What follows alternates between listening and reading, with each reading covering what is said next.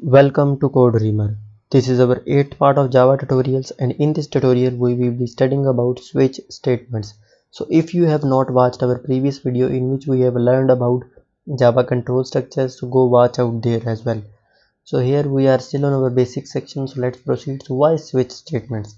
Switch statements are used in a very specific type of problem. So let's suppose we have a variable of some specific data type and we want to check equality of this variable with multiple variable of same data type. Then instead of using that if else, there is an easy and concise way of program such type of problem, and that is switch statements. So here is the syntax of switch statement, and we have a keyword switch followed by a variable grade that is a string, that is of type string, and it is placed in a round bracket, and then we have a curly bracket opening, and we have three cases and one default, and the cases are simply an if condition which checks if the grade is A or B or C. There are three cases as well, so it will run the code after the case such that if the grade is A, it will print system.out.println A selected, and it will execute the break statement. Break statement is a statement that takes this the program out of this statement, and there is another thing that has to be noticed, that there is a word default, and if none of the things matches such that the grade is not A, not B, not C, it will go into default and print that and go out of the statement. So let's begin with the so here we are in our NetBeans IDE, and I have created a new project with the name lecture 8, and we are in the main class of that lecture 8. So we are planning to make a program to take input from user grade, and as a grade, and we will print what grade is selected, and that is the problem. So if you have watched our previous video, we know that if we want to take input from user, we have to use scanner input is equals to, we have to create an object of scanner, and we have to pass the parameter as system.in, and we have to import the scanner as well. uh, by the way, I have used a shortcut alt enter to pop up this uh, suggestion of importing. Then we have to, let's suppose this is a shortcut that you have to print SOUT and plus tab to simply get the print line statement. Then we will print enter a grade, and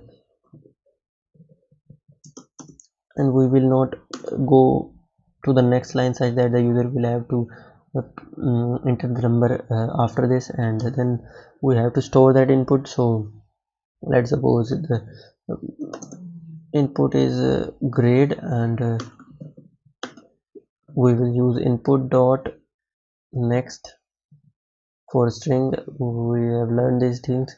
So now the grade that user enters is in our grade variable, and now we will use statements like that switch of grade, and we will open the block of switch, and then we will use cases as our variable is string, so we will use the quoted notation, and then we have a colon, and in this we will print that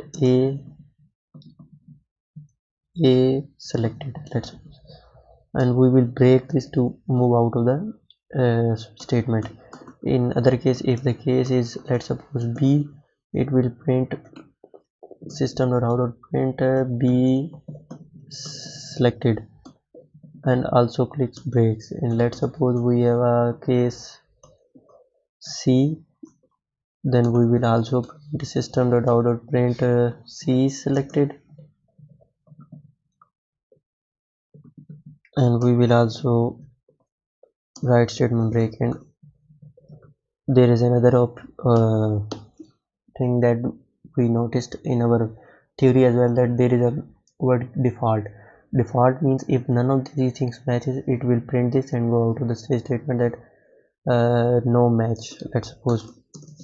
So now if we run our application, you will see that enter a grade, and we will print, let's suppose A, and we click enter, it says A is selected. Let's suppose we run it again and we click B and click enter. It will say B selected. And let's suppose we print C and click again enter.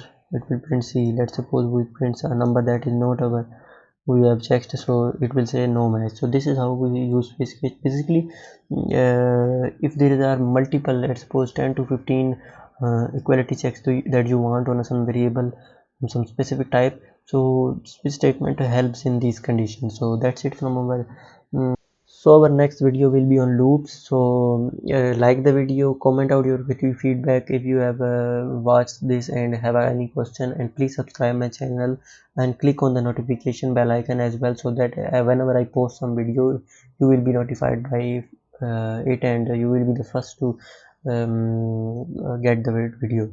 So see you till then.